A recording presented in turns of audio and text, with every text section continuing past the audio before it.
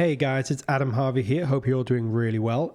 This is part 2 of the 2-part video series that I was going to do on my audio Imperia NUCLEUS mockup of Jurassic Park. The first part was just sort of looking more at the MIDI programming side of things and how I actually used Audio Imperia's NUCLEUS to create that mockup. This part's going to focus more on orchestration in general. So we're not going to be looking at MIDI programming or DAW programming or anything like that. We're just going to be looking more at, in particular, John Williams and how John Williams uses the orchestral forces to create color and contrast and sort of create really interesting sort of sonic palette to work from. We're not going to be looking too much into theory, so much at sort of harmony and structure. We might touch on those things a little bit, but we're going to look more at orchestral color and how he combines instruments and utilizes instruments to create an ever-changing, ever-pleasing sonic landscape. Some of these orchestration tips and observations are going to be sort of general. Some of them are going to be more specific to John Williams in particular, because he has quite a unique sort of, or at least a very identifiable sort of stylistic approach musically. So this is going to be a bit of a spitball session, really. I haven't planned this out too much. I'm just going to play through and we're going to look at what I think might be interesting or useful to know. It's also going to be good because we can solo these instruments and kind of look at how they work isolated, and then also how they work in context. So what I'm just going to do is play through section by section and just sort of focus on things that I find interesting. I won't play through the whole thing in this video. I've done that in a couple of other ones, and I'll link to them either in the description or somewhere in the video feed. So you can check them out if you just want to hear the entire piece isolated. But we're just going to go through section by section and just pick out things that I think might be useful to know in terms of generally orchestrating your music and developing ideas. So let's listen to the first part.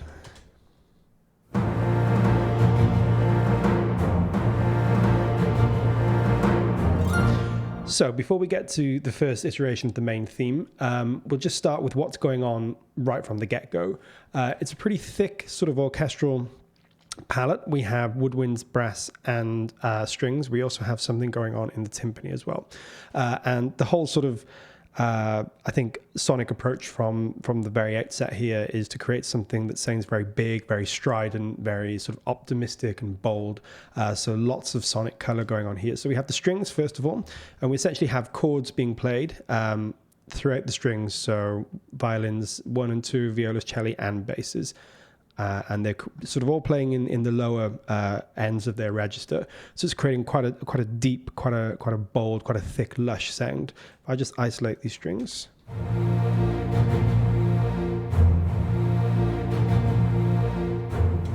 so that's just this really nice sort of wall of sound straight from the beginning, and it's, as I say, all in that lower register, so that's leaving some space for when we first hear the theme, which we'll move on to in a second.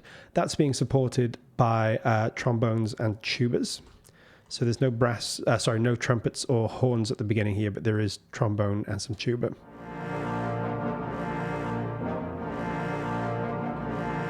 So same thing going on here, low chords, really big, bold sound with some space left for what's about to come. And then that's also just happening in the lower woodwinds as well. There's actually a bass clarinet, I think, or an E-flat clarinet playing as well, but I'm just using the bassoons here because that's what's available in NUCLEUS, but it's the same principle.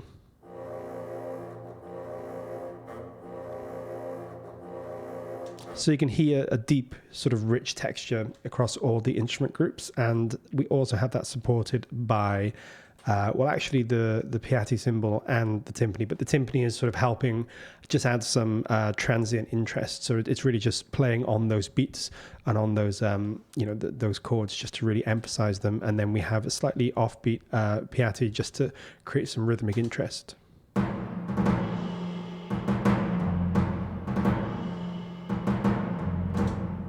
There we go, all together.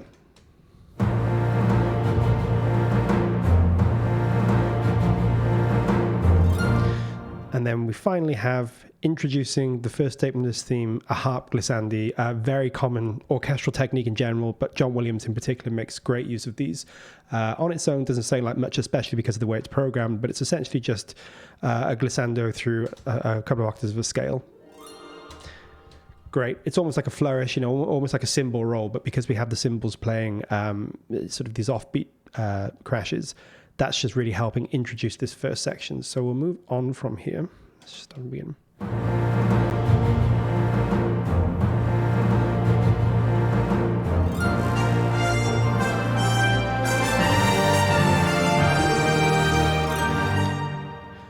So we have the first statement of the main theme. Now, the main theme is played on trumpets. It's actually 3 trumpets in the orchestral score. Here it's kind of being played across 2 different patches for reasons I explained in the other video. But trumpets are a great option for a main theme. You know, they sound huge. First of all, just in terms of volume, they can cut across the rest of the orchestra really easily. They have this beautiful sort of brassy, bright quality, which just helps to really make them stick out. You know, they're associated with kind of regal, you know, music. I mean, what you associate a trumpet with these kind of big declamatory statements. So it really just sort of soars over the music and creates this big optimistic theme. And also, of course, trumpets are great for transients as well. You can get a good attack on a trumpet, and this melody lends itself well to that kind of ability to use the trumpet's legato and attack. So if I just play the trumpets on their own, you'll see what I mean.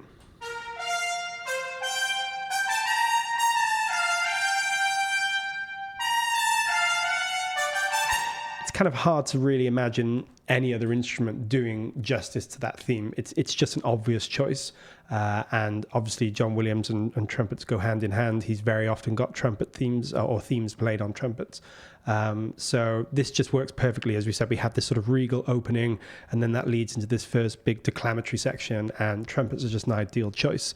The only other thing we have going on here are something more interesting happening in the woodwinds as well, particularly the flutes. This actually also gets doubled in the harp as well, but I'll just play the flutes.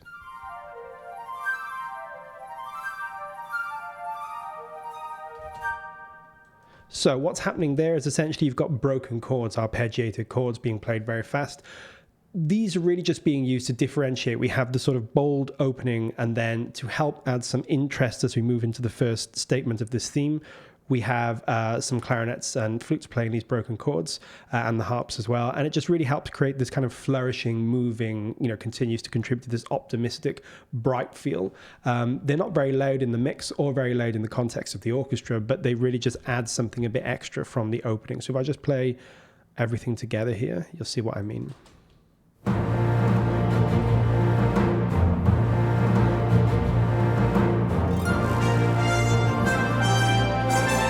We'll just leave it there for a second, so you can just hear them. They just add something, you know. I mean, this whole theme is obviously supposed to be incredibly bright, incredibly optimistic. It's all about entering this wondrous park full of dinosaurs. So obviously the emotional approach has been, at least at this part of the theme, to be like the gates are opening to some brand new wondrous world, and all these orchestral techniques help to sell that. You know, these kind of sort of wonderful flourishing woodwinds, this big bold brass theme happening in the trumpets, and then these big chords that are underpinning everything. So we'll just move on. We'll have the main theme played again.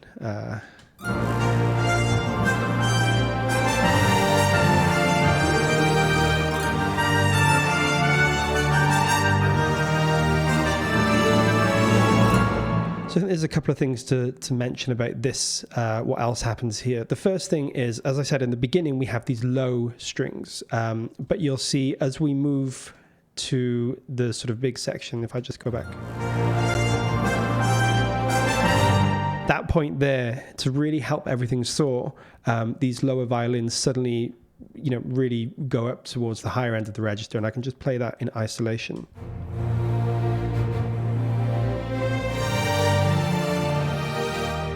That's a great technique. You know, that just really opens up the sonic palette, opens up this frequency range, and just helps to really support those trumpets, you know, as they reach that top note there, because it is the top note of that sequence. Just really helps to make everything, you know, soar at that point. So let's just go back and have a listen. I'll play it with the theme actually.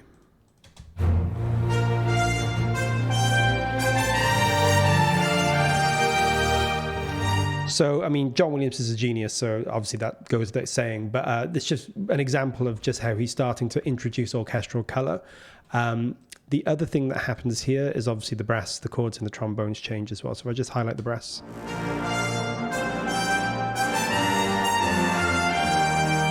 but nothing really that interesting is going on there. It's just sort of changing along with the rest of the music, but together.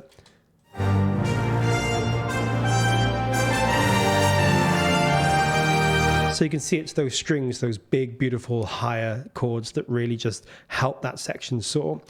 The next thing that changes is that we have, if I go back to these woodwinds again, so we have these broken chords.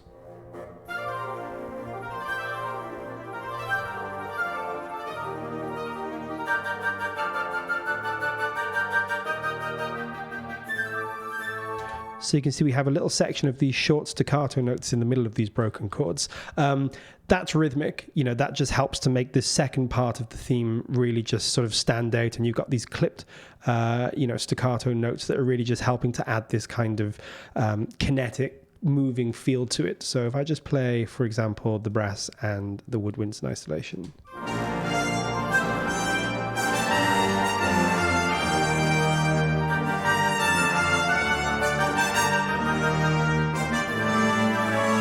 And then they move back to the broken chords, the arpeggiated chords, in preparation for the next statement of this theme. But just a great way of adding rhythmic interest. I mean, one of the things about John Williams is that nothing stays still for too long usually. Things are always moving. There's always new textures being created. He's such a master at doing that, and that's what helps to make his scores sound so rich and varied. And that's just one good example there. These broken chords, these sudden sort of 16th notes is just a wonderful use of the woodwinds, and a wonderful way to help sustain the theme and keep it interesting. So I think we'll just move on. We have a second statement of the theme. We have some, chord changes and key changes, but I think, as I said, we won't touch too much on that. We'll just sort of go over the colors more than anything. So if I play the next iteration of this theme.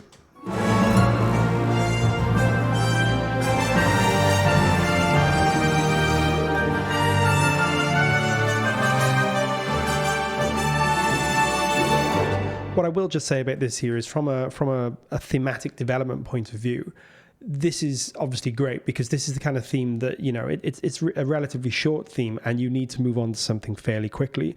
This change in the chord sequence the second time through that prepares us to go towards a minor key is just another great example of John Williams, the great example of musical storytelling. We have this great big bold opening. We now need to move to something that's sort of a little more nuanced in terms of the theme, the second part of the theme. So, these big chords are helping to create a sense of, well, what's coming next? What's going to happen? We're sort of heading towards somewhere where it could go anywhere, really. And that's just a great general musical technique. And one of the things that makes John Williams such a brilliant composer is that he's a storyteller. I mean, it's a bit of a cliche, but really what you're doing, particularly with themes, is you're telling a story, and he's telling the story of Jurassic Park through the ever-changing musical landscape. So we're moving to something that's got a tiny bit more trepidation, but still has a wonderful sense of optimism and does get released in terms of the chords, the sort of structure of the chords. So we just move on to that now.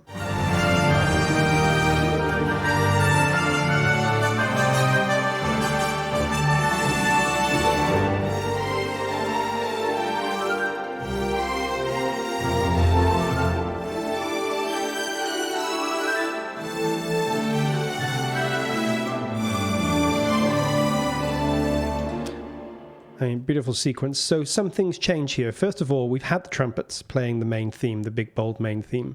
They drop out at this point, and the sort of next theme, if you like, the next melody has been taken over pretty much purely on the strings. So it's being played on the violins, the violas, and the cello. What that does is it has the melody played across several octaves, and because you have the whole string orchestra apart from the basses playing it, it's got this really huge, sort of all-encompassing section. In the way that the trumpets were really taking the sonic space in the beginning, we're now letting the strings take the sonic space, and because the strings are a slightly quieter instrument, he's using the full range of them slightly quieter ensemble, I should say, sorry. He's using the full range of them to keep that sense of volume, that sense of intensity in the music. But obviously we're also backing the music down a little bit at this point. So if I just play the strings on their own.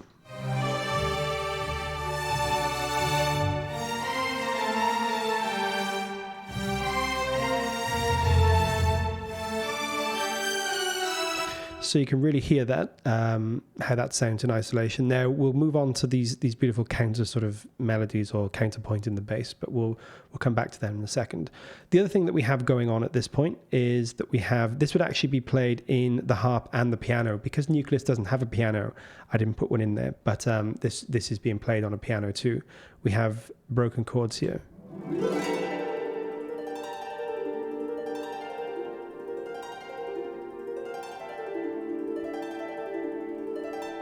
On their own, they sound nice, but they maybe sound a little bit sort of in isolation, a little bit detached, but you can hear with the rest of the music.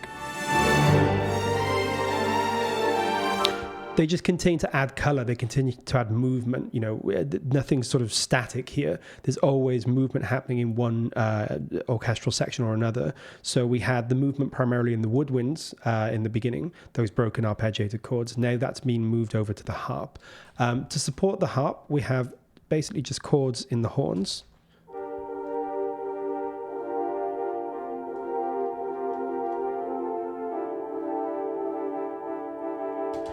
Now, the horns are a great choice here because the horns, they're sometimes described as the link between the woodwind and the brass, because they sort of have a sonic element of both. They're a lot softer than trombones and trumpets, but they still have a brassy quality to them. They're an ideal choice for these kinds of mid-frequency padding out of a sort of mid-frequency. Because if I was just to play you this section without the horns,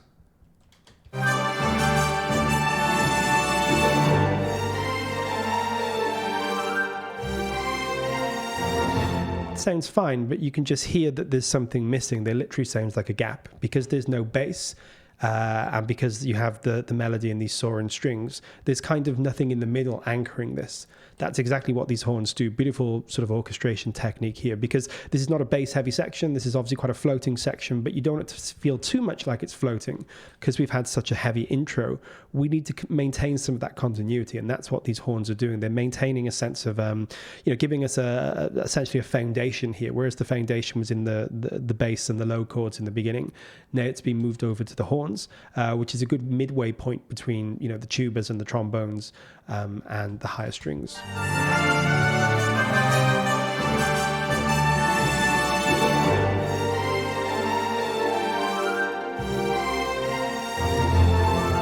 So you can hear how important they are. On their own, they sound a little bit like they're not doing a lot, but without them, you lose something. And this is really this is almost like mixing with an orchestra. John Williams, as I said, is a master of this, and he knows that you're going to need something to glue all these sections together. The horns in this particular section are that glue. Now, there's a couple of other things going on here that I think are really important to look at. The first are just these little woodwind flourishes. Now, woodwind flourishes in John Williams are another hallmark in John Williams' music. He used them all the time. Just these lovely little woodwind scales, these runs, that just help to add continued color to the piece, and they help to keep introducing, the next bar and the next bar. You usually find these everywhere dotted throughout John Williams' music, and this is no different. And again, texturally, woodwind just helps to continue to add this sense of optimism and brightness, and this sense of, flourish and almost like a regal nature. So if I just play you these on their own, don't sound like much.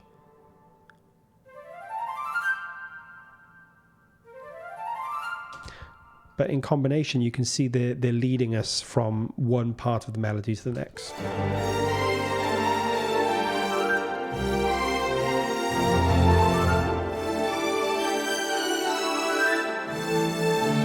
Beautiful. So just little technique there, it's just adding more life to this piece and continuing the sort of vein in which it started. A couple more things to look at here. The first is this little section on the low brass, so the tubas and the trombones. Just a tiny little moment. Lovely. Just adds a bit of weight as we move to the second half of this melody. So.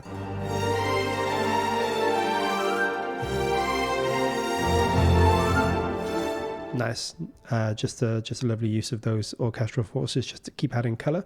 And we also have something going on in the bass here, which I think is great. So if I just solo the strings again, you have these kind of offbeat bass notes. And this is just adding rhythmic interest. This is making sure that we never just get into a kind of repetitious sense. There's just always sort of adding something new. And it's also outlining chords as well. These notes are helping us to sonically understand where we are, even if we don't sort of understand it in terms of, intellectually, just intuitively, these help to anchor the music and anchor the chord sequence. So.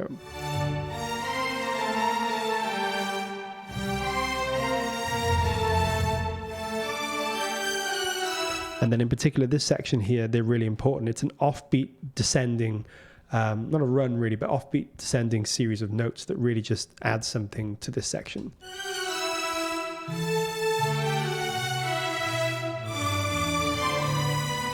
It's great. And that's actually in the tuba as well. So if I put the tuba in.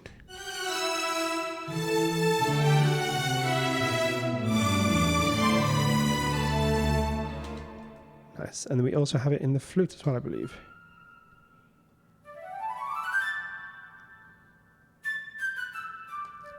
Yeah, beautiful. So we have another just a little melodic sequence here. Beautiful. Again, just a little counterpoint. Sort of somewhat imitating but changing that main melody slightly. And what's interesting here is we actually have that on two instruments. We have it on the horns and the flutes. Interesting combination, not one that I would say is hugely common because they're usually in very different registers. And in fact, this is being played across a couple of different octaves, but you can hear together, it sounds really lovely. Nice. What that's doing really is I think on its own, the flutes maybe just wouldn't quite peak out over the mix enough. So if I just take the horns out, you can kind of hear it there, but it's just lacking something, these horns. They just help to add something. And also you have a great little moment here with the horns kind of playing a slight counterpoint at this point. So if I just put that in. That's a beautiful little way to sort of demarcate these chords as we move into the next section. Sounds great. So if I put that with the strings. Yeah, lovely. Just a way to help. It's almost like sonic punctuation, really. It's just we're heading towards a different statement of this theme now. So we just need something to sort of help demarcate these chords and help let us know that we're changing to something. If we just go back a little bit here, you'll also notice that whereas I said we had these horn chords at the beginning, so if I just with the harp.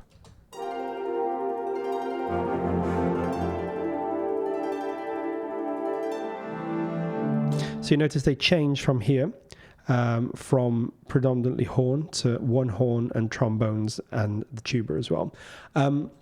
That's a sonic change. It's partly because the horns are going to be playing something different in a second, so we just need to move, the supporting section or the supporting chords onto a different orchestral group. But also, it just helps to sort of change the sonic landscape again. So.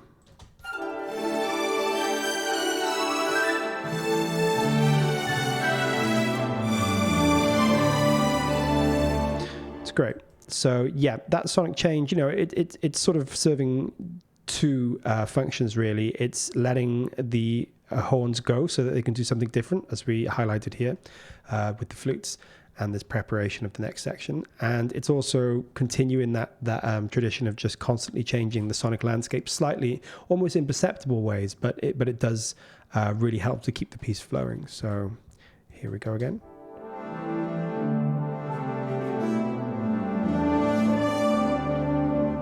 And there's some lovely chords just in those trombones there. So lots of suspensions, suspended chords. Again, we won't go into music theory, but they just add a kind of maybe a slight sense of you don't quite know where you are, which helps to sometimes it can be used to create a sense of unease, or alternatively, it can be used to create a sense of almost wonder, really.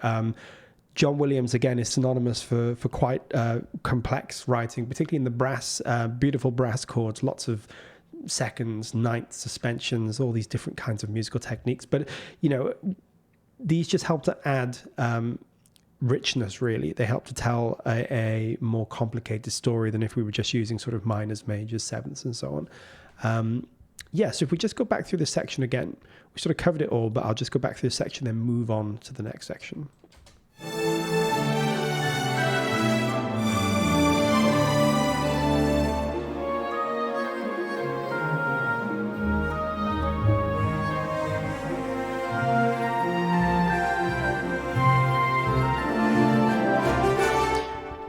there for now. So great. So what you'll notice first of all is this is the same melody pretty much, but it's being played on a very different group of instruments in a very different way. So that's, straight away wonderful musical storytelling. We've had this first big main theme in the trumpets. Now we've moved on to this slightly more lyrical, flowing, a tiny bit more ambiguous second theme that's in the strings and being supported by the brass and the harp. Now we've moved on to an even more sort of understated second what would be the word? Second statement of this melody. And John Williams has changed the musical landscape again. He's put the melody on these solo woodwinds, which sounds beautiful.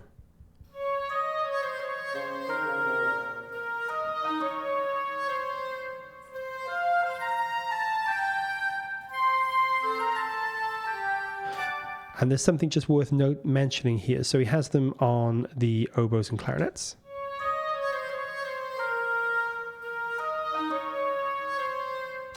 As we start to move towards, a gradually increasing in volume and intensity, he introduces it in the flutes. This is just adding volume, it's adding texture, it's adding increasing color, just a way to start pushing the orchestral forces further and further.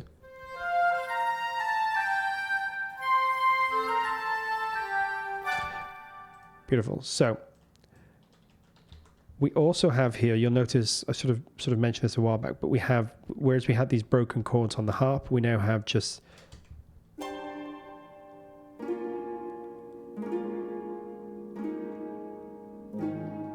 just these nice little sort of plucked chords on the harp. And where the rhythmic interest is coming from, it's now shifted from the harp over to the strings.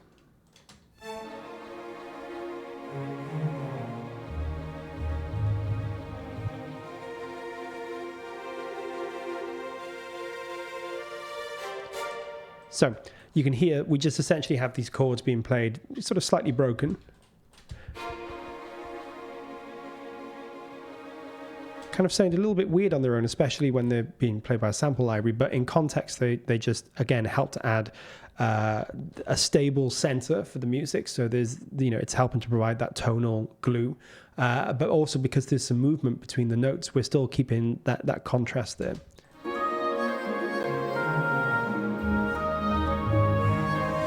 And the exact same technique is being used again. On their own, they would sound a bit weird, just the woodwind and the strings.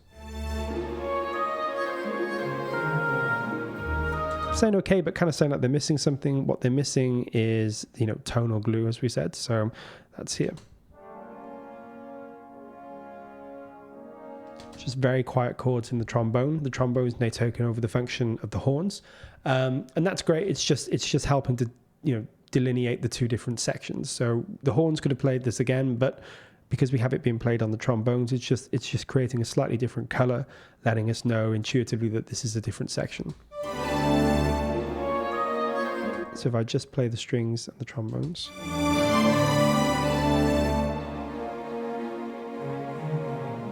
And to help add some transient to each chord, we just have this harp, as we mentioned.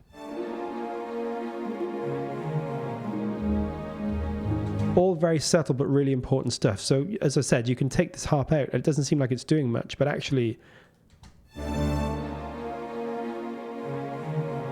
it's a tiny, tiny sonic element, but it adds a lot to just have a little transient at the beginning of each chord to help mark each one.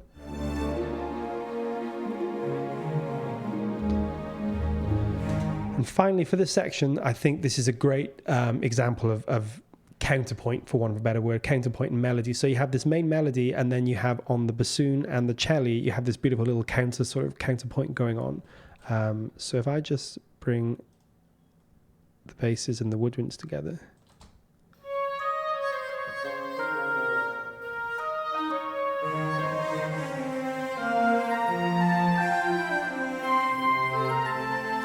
Now, this is probably not the place to go too much into, counterpoint and counter melodies and call and answer and that kind of stuff. But suffice to say that what this is doing is it's adding a constant sense of interest. If I was just to take the cello out, so if I play the whole thing with the cello and the bassoon counterpoint and then take it out, you'll hear what I mean.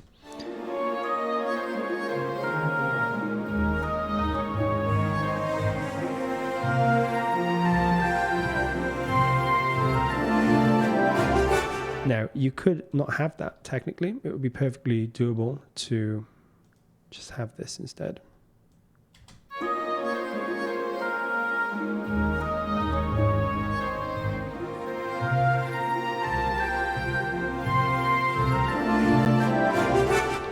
You know, that's perfectly okay, but obviously you're missing something. And what you're missing is you've already had, by this point, 3 statements of this melody, or really 2 statements, or 1.5, I suppose. But by this point, we're moving into a big, bold new section. We need to start introducing tension and resolve, and we need to start having some interplay between the different sort of melodies to create some interest. And you'll notice that this melody is essentially off the beat of the main melody, or this little phrase is off the beat. So it's a kind of almost like a call and answer, and it's also just adding sort of rhythmic interest in the gaps between the main melodies. So here we go.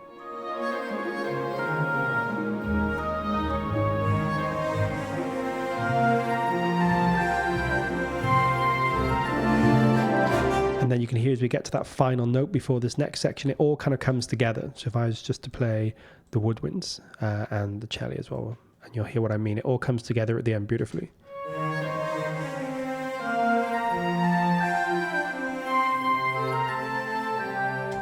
As you can hear, it all comes together there, sort of glues together, and that prepares us for this next big triumphant section that we're about to hear. So yeah, as I said, there's not really a place to go too much into detail about melody and counter melody or counterpoint, but you know, again, it's the perfect example of the use of or rather using orchestral techniques to maintain sonic interest and to tell a story. You know, again, we've gone to this sort of quieter section. We need to start building towards something new. And so you're going to have more voices entering. It's almost, I mean, it's sort of a bit of a, you know, maybe a bit of a stretch metaphorically, but it's almost like, you know, it's like you're adding, it's the audience in the theme park kind of thing. It's that sound of sort of everybody coming together. It's moving towards this next big triumphant section. So yeah, if I just play that.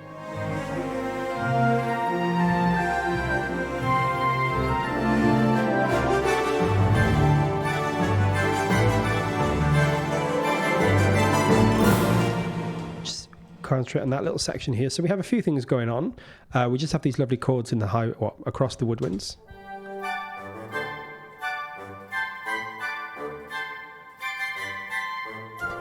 And in the brass, we have, again, kind of a melody going on here.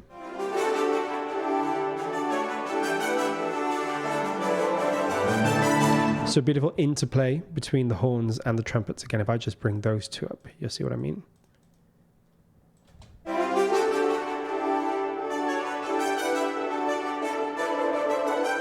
A little section there is great. So you have the chords in the horns, and then they just play this little rhythmic feature at the end just to demarcate that.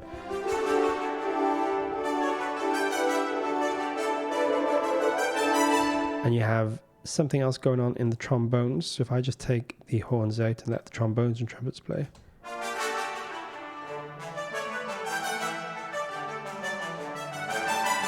Similar technique, almost like a call and answer counterpoint again. You're in the spaces between the trumpet melody. You just have these little sort of melodic motifs that are just helping to fill in some space and to create a sense of call and answer to keep the music moving.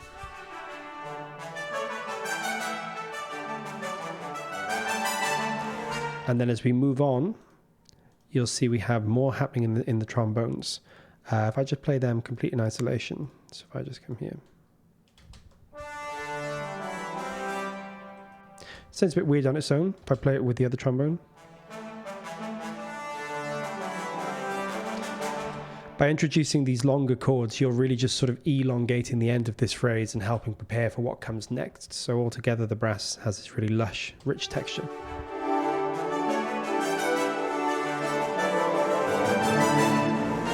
What you have is trills in the actual score. You have trills in the strings, in the violins and the violas. There's not trills in NUCLEUS, so I kind of had to fabricate them basically.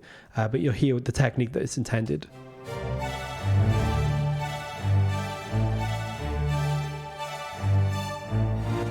So what's happening there? Trills are always synonymous with pageantry and, you know, I mean, John Williams uses them a lot, and they're nearly always in kind of parade scenes, in triumphant scenes.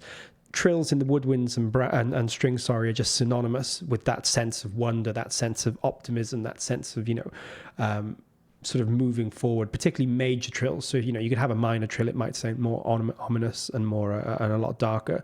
But this is obviously pure pageantry. This is like, we're heading up towards the gates of Jurassic Park almost.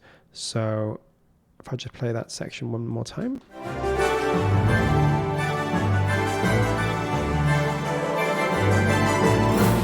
Two more tiny things to note. It's the first use of the glockenspiel.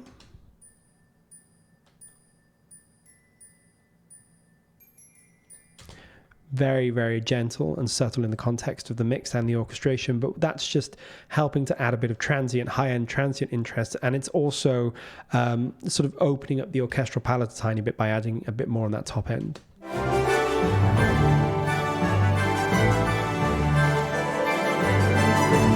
And one final thing, we have, again, this kind of counter rhythm on the basses.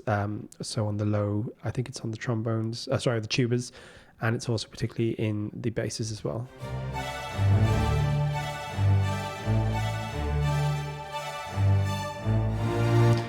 Very, very John Williams to have these kinds of offbeat, statements. And again, it's just sort of helping to anchor these sort of chords, or give us almost like a chord frame of reference, or a harmonic frame of reference here. So if I was to take them out just as an interesting example. They're also in the timpani as well. The timpani is just doing these just to create some, transient percussive interest. But if I was to try and take all this stuff out.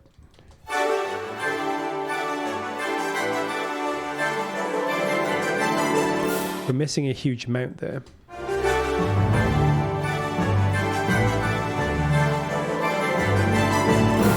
But it's great, because a lot of modern music, the bass in modern music is usually very consistent. It's often just long held notes, which can be sound great, when you've got lots going on in percussion and high instruments and so on.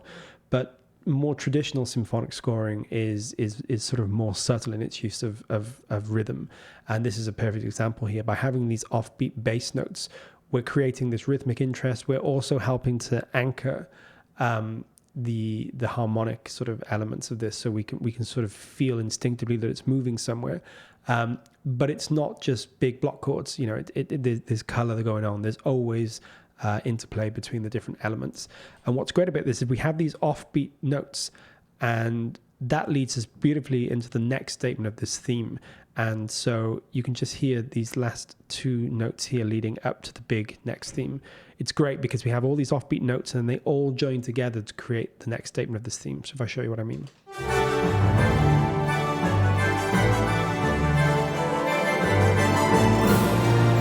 Absolutely fantastic. Just a great way of sort of creating this slightly evolving landscape that everything just lands on this one big chord again. And it's almost like we're home again. We know this part. We know what's going on here. We've been here before and we loved it, and we're back to this big theme again. So if I just play that section one last time and the theme.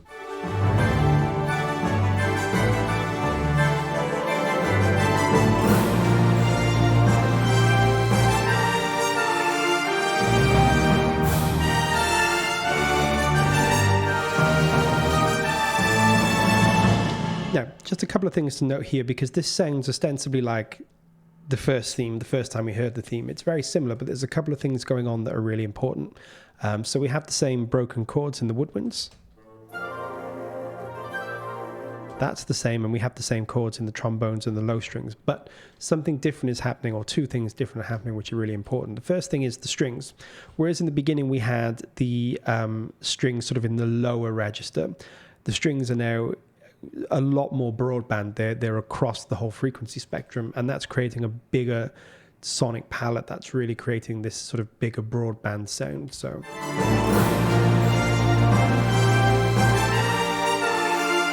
and also those chords are being held in the high strings in these violins. So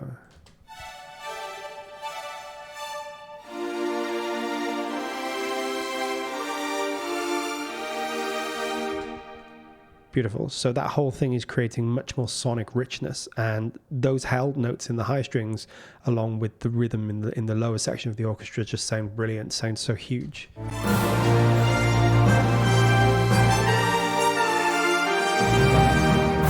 move on to this section in a second, but just one more thing to note. We have the main melody or the main theme on the trumpets again, but this time we also have the horns accompanying the trumpets, and we didn't have that in the first statement of this theme.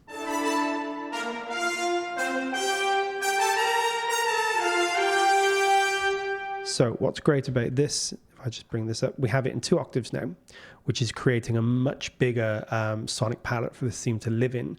We also have the roundness and the beautiful brilliance of these horns to add this time. So this is a great example of when you have a statement of the same theme, how do you start to build on that statement? You can't just go back to what you did, because we have to keep moving forward musically. So that's exactly what John Williams is doing here. And it just sounds great. Now everything sounds bigger than it did the last time. And that's hard to do. You know, it's hard to keep things, you know, to start things sounding big and to make them sound bigger the next time. I think another really interesting thing here is this beautiful little pause that we have in the high strings. So I'll just show you what I mean now.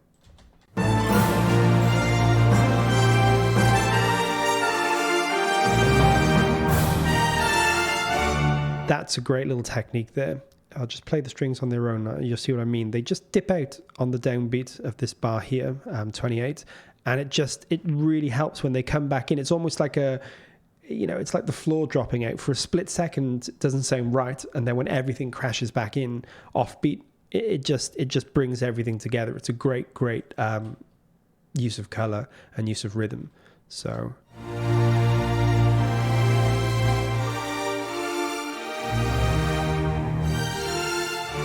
You know, we're used from the first iteration of this theme, we're used to this being the big build-up moment. This is where the strings went from low to high in the first statement.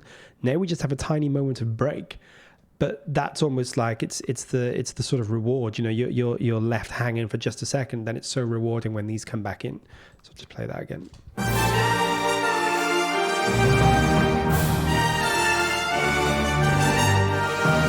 Sounds great. The only other thing to mention here is that this time the glockenspiel is also playing the theme. Barely imperceptible, or barely perceptible, I should say, in the context of the full orchestration, but it's just adding a little bit of color, just broadening that theme out so it sticks out more in the orchestra.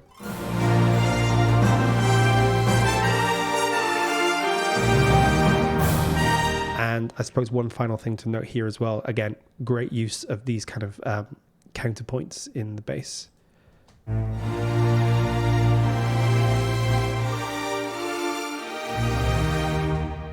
Once again, we have a break here, whereas you might have expected this to be, you know, full of these bass notes. We drop out, and then we have them come back in, and then they come back in at the beginning of this bar, and that's when these high strings drop out. So we're having, it's sort of constantly ever changing. You think you know what's going to happen, but you never do. And that's a really important thing to do musically. You know, you want to take people on a journey. You want them to enjoy where they're going, but never quite know how they're going to get there. And John Williams is a master of this. It's something that's missing a bit in modern music, which tends to be a lot more consistent and just rise and fall a lot more evenly. In more traditional symphonic scoring, the use of light and shade of rhythmic sort of counterpoint is a lot more prevalent, and you know I love it. I mean it's just so great. But you're storytelling a lot more with the orchestra and with the instruments. So yeah, if you just listen to that, you'll really hear what I mean. The drop out of these bass notes, and then they come back in. Then we have a drop out of the high notes. It's rhythmic interest, and it's just keeping things moving.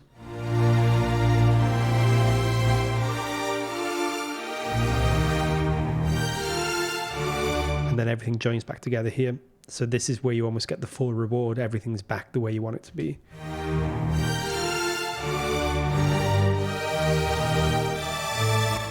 I'll just play this whole section again, and then we'll move on to the next section.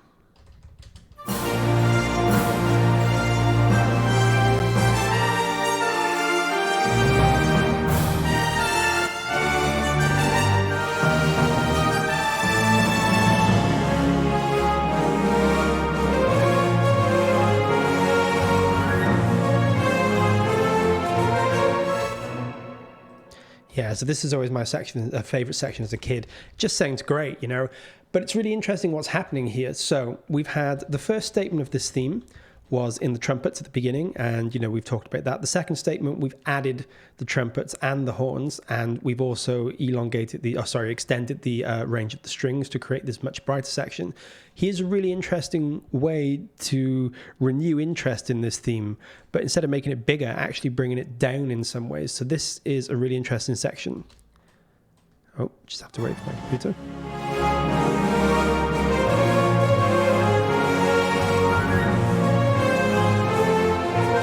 So there's a few things going on here. The first obvious thing is the key change. Key change is always a great way to renew something, and this is a wonderful key change. It's unexpected, but it just sounds so huge. It doesn't go where you think it's going to go, but you're glad it went there. It sounds great. So what's happening here? So the first thing to say is that the theme is now predominantly on the horns and the violins. So if I just play the violins, and I believe the violas as well, and the horns.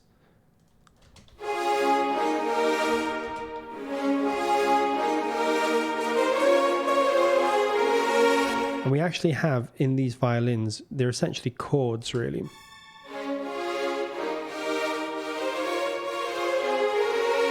It's a much thicker texture now. We don't just have, a single note melody. We now almost have a whole chordal harmony going along with the horns. So that sounds great and really adds this richness.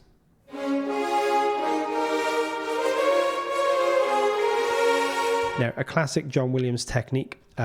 This is going a bit more advanced into orchestration, but he nearly always, or I shouldn't say always, but quite often he will double a horn melody with one trumpet, a single trumpet, usually the third trumpet as it happens. But it's really interesting. I don't see that happen a lot. It's very unique to John Williams. I think the reason that he does it is because horns sound amazing. They have a huge sound, but one of the things that they maybe lack a little bit is transient attack. A horn tends to have a bit more of a languid sound.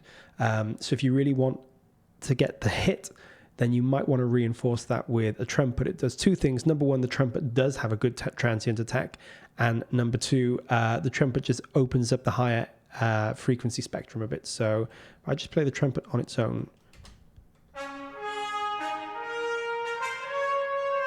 you can hear it's had in those short da da da da, and they are in the horns, but not quite as much as.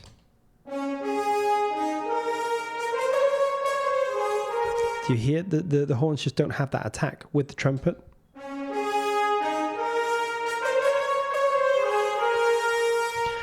So that's a technique. It's just a little observation. I've seen it in Star Wars scores and quite a lot of other scores. It's something that's quite specific to John Williams. Oh, I shouldn't say specific to him because it does crop up a lot, but it's something that I've seen in his scores a lot more than others. And that's the use of the trumpet to reinforce these kinds of melodies that are usually on the horns. And that's because I think a lot of John Williams's themes are very, they do require a lot of transient attack. They're very clipped and very sort of bold and bombastic, and I think that this is a bombastic theme. He wants and needs those transients to be intact, so you have a very rich sound between the trumpets, the horns, and the violins. If I just play them,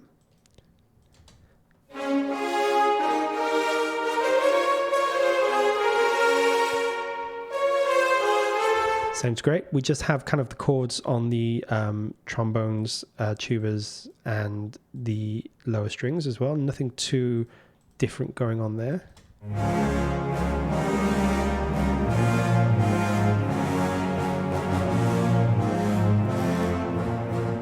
Nothing much to say there. We have the broken chords on the harp. What's interesting about this little version is that these are lower down in the register. You can hear they're not high up. They're pretty low down in the mix. They're just really adding some rhythmic interest and some sense of rhythm in this section. And finally, we have what we mentioned earlier, these beautiful little woodwind runs.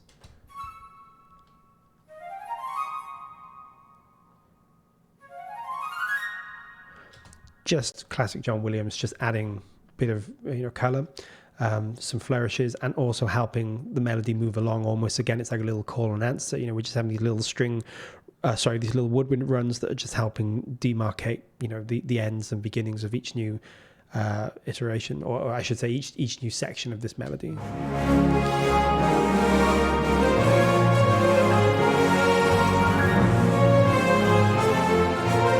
So I think that's pretty much all there is to say here. Now we have this wonderful section here. I'll just play this.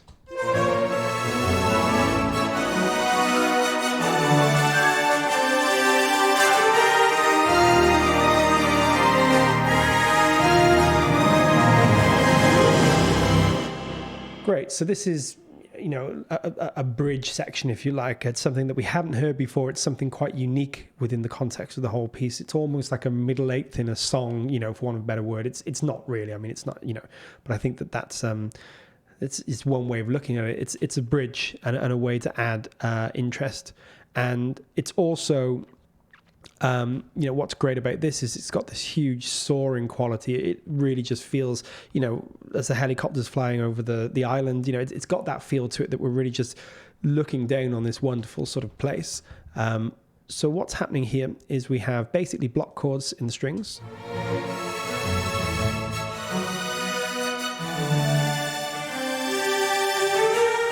And we have that being counterpointed with this kind of these little melodic fragments in the lower strings, or in the cello, I should say. Same thing again, they're sort of offbeat slightly.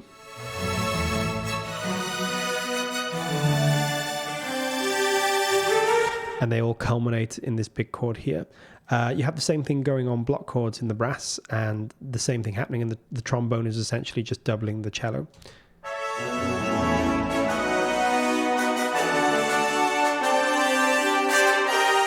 Now, obviously, this is the first time I think we've well, not the first time, but the first time we've had the brass in this register playing these big chords, so they sound huge.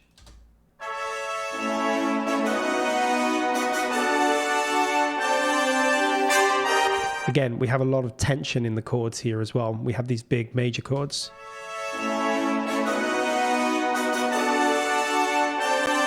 And then more of a suspension going on here. So it's richer at this point as we're moving to this big next section. Yeah, and we also have just a little pause at the beginning of this, the downbeat of this, before the horns join in. That just adds color.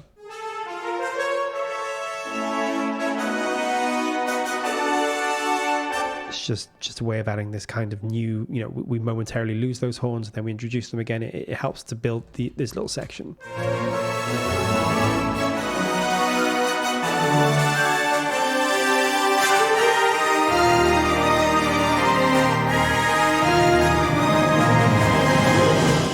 We've already heard this melody, but not in this form before. So same thing again, we have this melody being played on the strings, the high strings.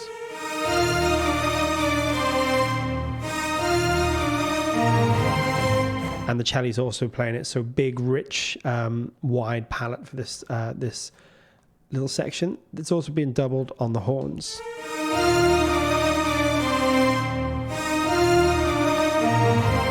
Important for several reasons. First of all, strictly from a volume perspective, the strings might not quite cut it in this section with the horn, without the horn, sorry.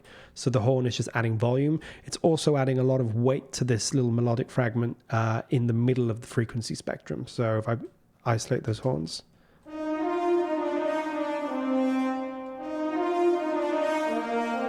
And if I just play without the horns.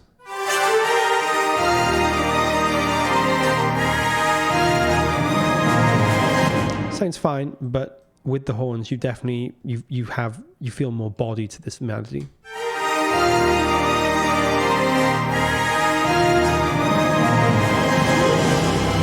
It's also on the woodwinds as well, so the woodwinds help just reinforce that little melodic fragment there. I think another thing to mention about this section is it's one of the few sections where we do have quite long held low notes. So as I said, we've been building up with lots of rhythmic interest between the melodies and sort of counter melodies or counterpoint in the bass and lower instruments. Here, for the first time really, we just have big, long held root notes.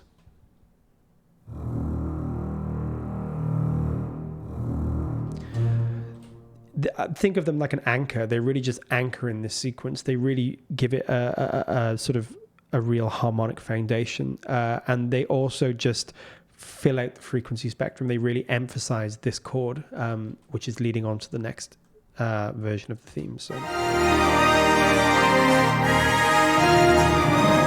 but they are offbeat slightly, which is great. So again, we have that thing where we feel as if it's going to crash into this big new section, but we have a moment pause before the low strings come in, or the low notes come in.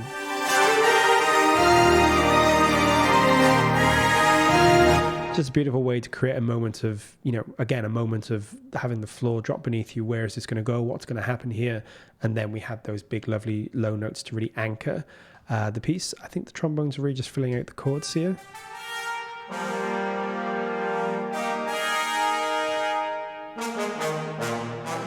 Yeah, and actually, I'm just going to go backtrack a little bit because I think this is really interesting. Another thing that tends to happen a bit less in modern music, but is very common in John Williams music and symphonic music in general, is all the instruments can kind of play multiple functions.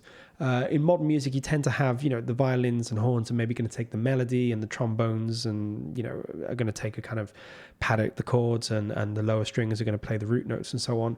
And often it doesn't tend to deviate too much from that formula. Here's a good example of how the trombones 1 minute are almost a melody instrument. In the next minute, we're plunging down to the lower end of their register, or maybe the mid of their register, where they're playing a harmonic function. So I'll just show you what I mean. So here we go. So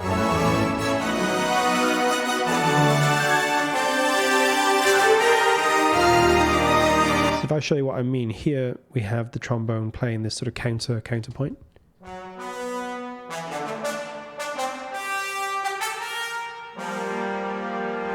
So you can hear how one moment it's playing a lead line, the next moment it's come down almost an octave and is now playing a harmonic function. This is, just mastery of the orchestra, basically. John Williams knows exactly the timbre of all these instruments. He knows the ranges. He knows how they sound in those ranges. He knows how they can be used. And he's changing the function of these instruments. 1 minute they might be a lead instrument, the next minute they might be supporting, they might be providing a counter melody, they might be textural, they might be the foundation of the particular section.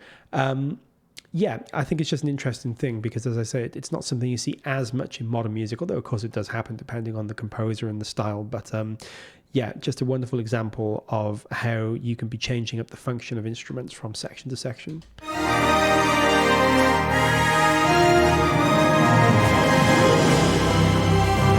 Just one tiny thing to note here as well. There is a slowing down, a RAL as they call it, but a slowing down here. And that helps to just really, again, it's musical punctuation. The slowdown is like a comma before the next section.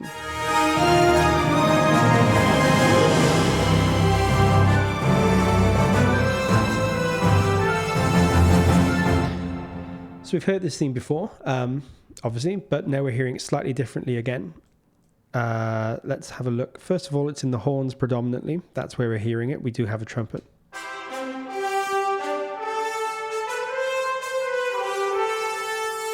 So we're hearing it lower down in the register. Let's have a look what's happening in the strings, because these are changed slightly too.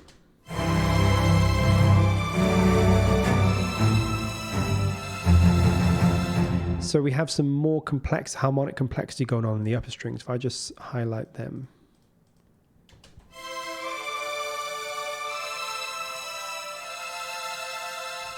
That chord there in particular, we're having some new tones being added. Just helps add complexity and changes up the feel of this. We have the broken chords in the, or the arpeggiated chords in the flutes again.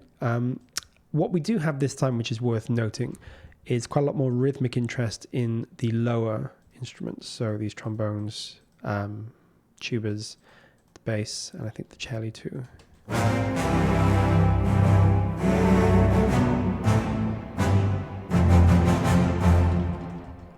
This just helps delineate this, it's the first time we've really heard this much sort of offbeat rhythmic interest in this statement of the theme. So it's just helping add something new that we haven't heard before.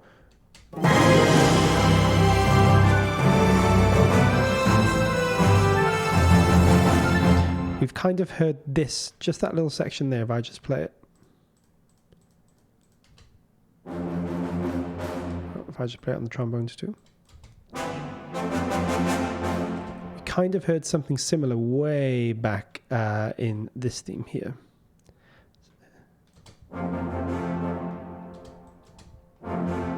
it's not quite the same, but it's sort of fulfilling the same function. It's almost like just a little echo back to that. Again, John Williams is always changing things up, but he's also helping us, navigate this landscape by introducing little fragments that we've heard before. So where were we? No, not there.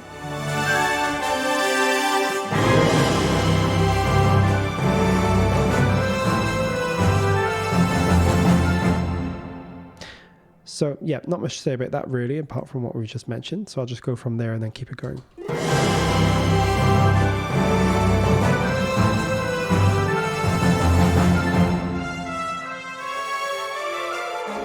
So I'll just literally choose that bar there.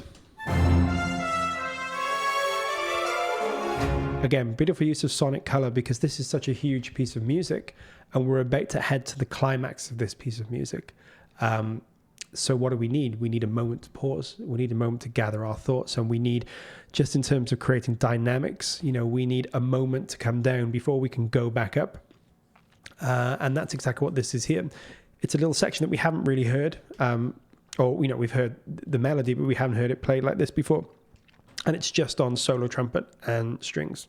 So just a little moment of sonic interest again. And just chords on the strings. Great. And then we just have a little descending figure on the horns just to introduce us to this next build-up.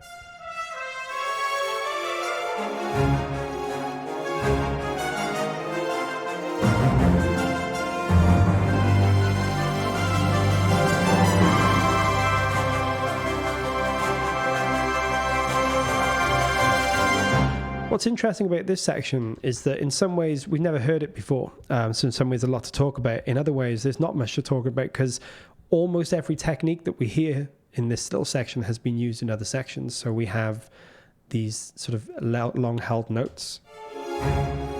Never quite heard that on the strings before, but we've heard those kinds of sort of pageantry style chords happening.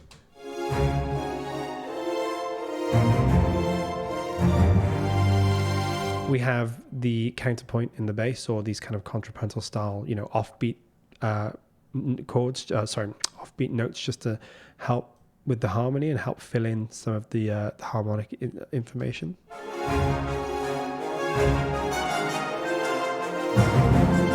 We have the interplay between the melody in the trumpets and the trombones.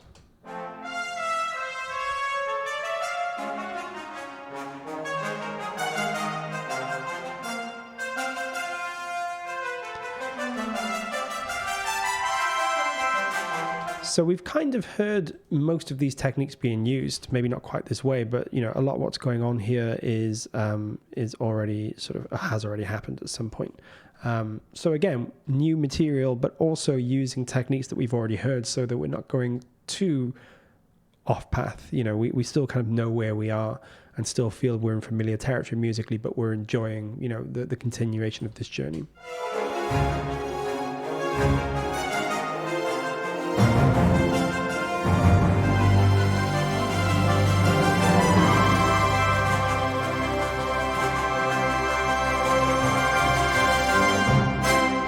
Just a few things going on here. The trills in the woodwinds.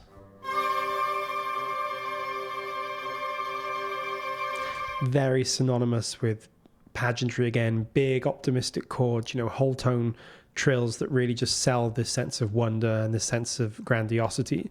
And that's combined with this big final chord on the trumpet. Again, very common orchestral technique and very common in John Williams music as well. Big held chords on the brass, supported by trills or tremolos in the strings and woodwinds.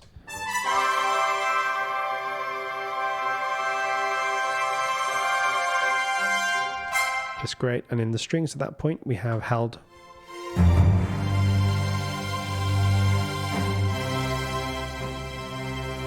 We have some tremolo going on here, there.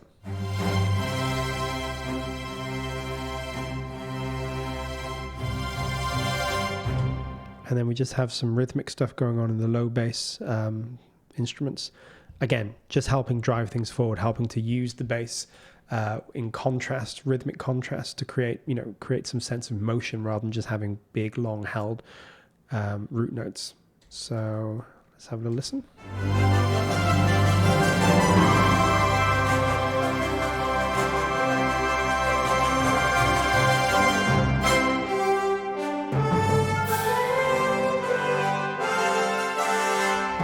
So what's great about this is that it's almost like a false ending, if you like. It's like a false, we're being led up the garden path a little bit at this point, because in pretty much every other statement every time we've had a build-up, we've come crashing into a new iteration of the theme that's been sort of almost bigger than the last, or been this big new statement of the theme. This almost kind of comes down. It almost sounds a little bit kind of, not humorous, but there's something slightly cheeky about it in a way that we just have it on the horns.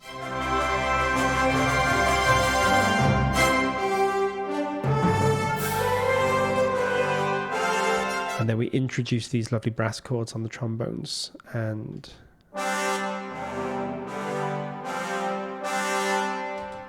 great harmonic writing there. And then we have these held notes on the trumpets. And then a little sort of final little melodic fragment there. But what's going on here is that we're moving towards the end here, and John Williams has again used light and shade brilliantly. We've had this big huge build up, but we're not quite at the end yet, so we've just had a couple of bars that have just surprised us a bit and just been a slightly sort of more fun statement of the theme before we build to the big end sequence. So I just play this little whole section again.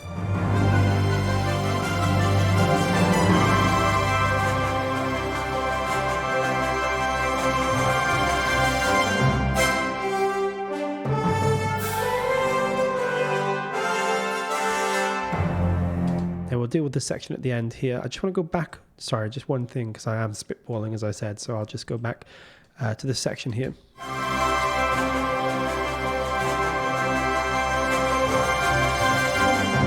And just to mention here, because I think it's very interesting, these... Oh, might help if I solo the right instrument.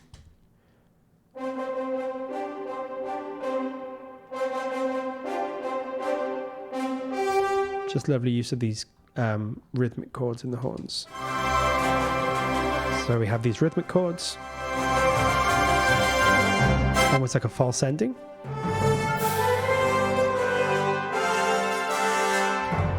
And then this big build. Now, I don't think this was ever actually in the soundtrack. This is in the sort of concert version of this this version of the score. This little piece at the end does kind of happen, but it's slightly different. It happens at the very end of the film with the whole T-Rex and the raptors, but it's slightly different in this version, but it's still a great way to end, so we'll have a look at it.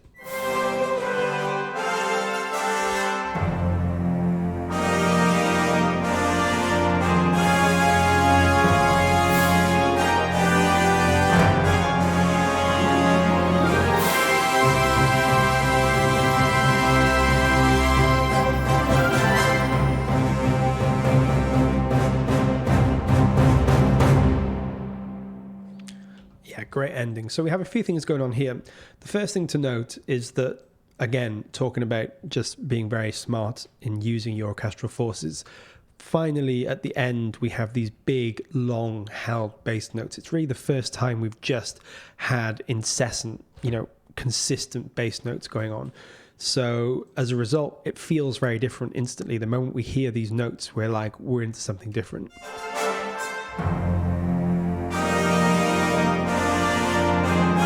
Over the top of those bass notes, we have these chords, and the bass notes are holding. So it's essentially what we call a pedal note. And it's a great way of creating tension. You hold a note and you have chords, different harmonic chords, different harmonies playing over the top of that note. But that held note creates this kind of solid center along which this chord sequence is moving around. It just creates tension. If the bass notes were following these chords, it wouldn't sound half as exciting or half as bold. So we have this great sequence on the trumpets, the trombones, and the horns. So the full brass section here, basically minus the tubas, very big sound.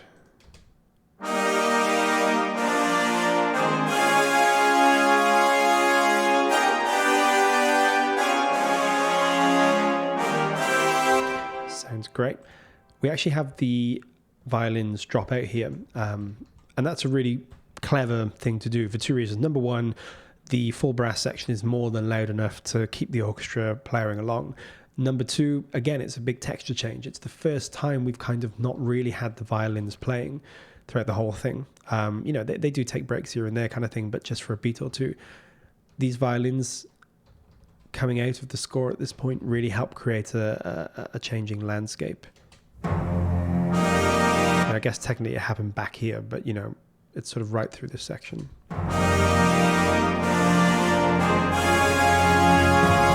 And same with the high woodwinds as well.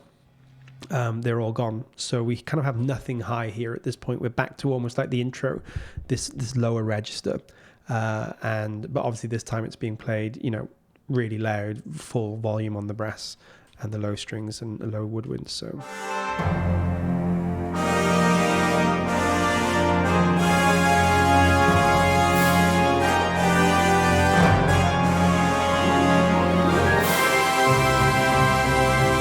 We have this resolution chord here. Two things happen. Number one, it resolves to a chord that feels right. This is that big crashing final chord. We now know that we're coming to the home straight. Number two, we reintroduce the high strings and the woodwinds. Great use of bringing everything back in for this dramatic final chord section. And we hold these high notes over this rhythmic motif.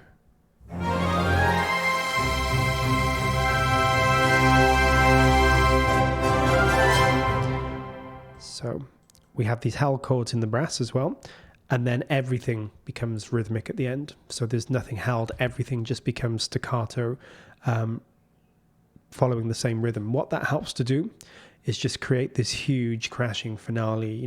There's no more, in some ways, we're removing, or I shouldn't say we, obviously John Williams is removing all the use of light and shade and sort of a complementary orchestral textures. Everything's just playing the same thing. Very traditional way to end a piece of symphonic music is just to have everything, playing pretty much the same note, whatever it's going to be, and it just really creates this big, weighty, meaty way to end a piece. John Williams is not the first to have done it. It happens in a lot of orchestral pieces. You can look at something like Holst's Mars, the Bringer of War. That's a very, very famous example of how you just have this big crashing end.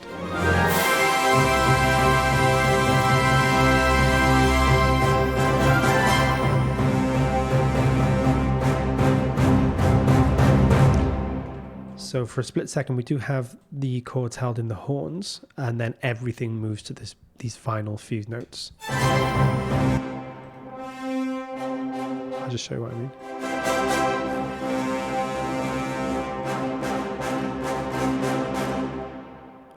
Surefire way to make a real big impact at the end of your piece of music. And the final thing, of course, is that everything's slowing down.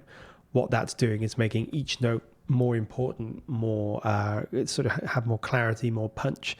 So we're really crashing to an end. And it sounds kind of silly, but it's almost like a kind of dinosaur marching in a way. It's like these big stomping footsteps that are just getting slower and slower and slower. So I think there is, I haven't really talked about it much, but there's a lot of stuff that happens in here that's almost animal-like or dinosaur-like. A lot of call and answer, which I think is synonymous with animals. Roars, sound. The way that animals kind of almost talk to each other. I think John Williams has definitely drawn inspiration from that.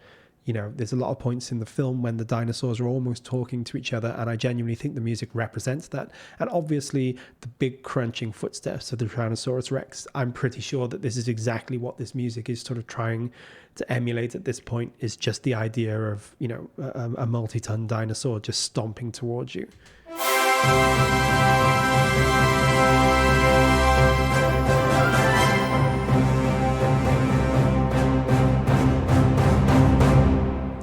And there's probably one final thing to talk about that I haven't about this section. We have a triangle.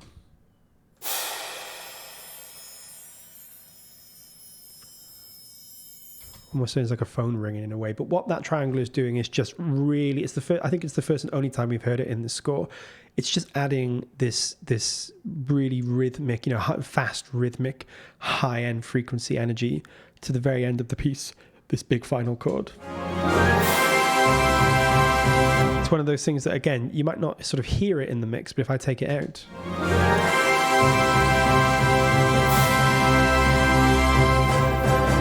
and this is where, one of the things about orchestration, it's almost like, you're a mixing engineer for the orchestra as much as you are a composer. Good composers and good orchestrators will understand how and when to fill out the frequency spectrum and what instruments are capable of doing that.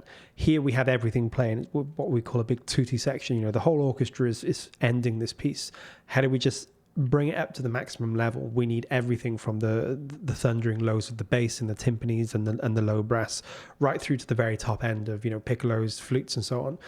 So the triangle is providing that very top end, and because we have a trill on that triangle, it's really just adding this sort of huge thunderous high-end energy to the end of the piece.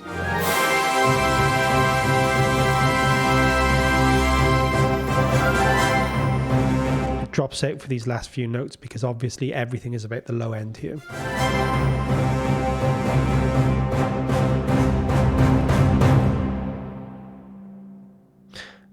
There we have it. I think we've kind of covered quite a lot. I mean, it's been a long video. We've been on for an hour and a quarter. So yeah, sorry if I waffled on, guys. But I think this is a great piece of music. Obviously, John Williams is a genius. And I think it's been really fun to go through this whole piece and try and just talk a little bit about what I've noticed, what I like, what I think are techniques that are good generally for orchestration, what I think are techniques that are quite unique or identifiable in John Williams's pieces. There's probably few people better to learn from than him, and it's a great opportunity and privilege to be able to look at his scores. And I've created this from one of his scores, so I felt like it'd be a great opportunity to just try and pass on some observations of mine, basically, that I've seen in his scores that I think are worth knowing. So I hope it's been really interesting. If it's something that you guys would like to see more of in the future, let me know, because I'll probably be doing more mock-ups when I have time. And if these kind of deep dive looks at the orchestration and so on are of interest, then let me know and I'll try and do more of these videos, because they do last a while, but hopefully they're pretty good fun. Yeah, and I think that's all there is to say about this one. So we'll wrap it up here. I hope you've enjoyed it. I'm probably not going to do any more follow-up videos on this piece, but if there's any interest in doing something about the harmony or the structure or something, I might do that. As always, guys, just let me know, because I'm trying to make this stuff for you and relevant to you. So if there's something specific you'd like to see, let me know, and if and when I have the time, I will try and cover things in future videos. Really hope you've enjoyed this one. Thanks a lot for watching if you've made it this far, and I'll be with you again shortly with some more content. Thanks, guys.